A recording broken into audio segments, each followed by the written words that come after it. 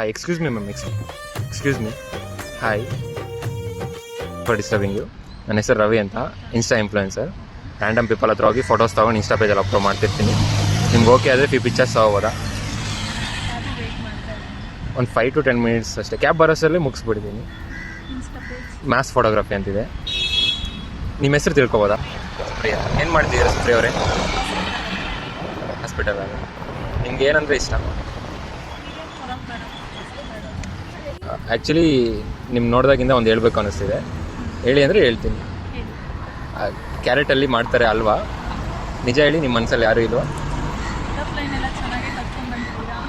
ಏನೋ ರೀ, ಹುಡುಗಿರಿಗೆ pickup lines ಕೊಟ್ರೇ Impress ಆಗ್ತಾರೆ.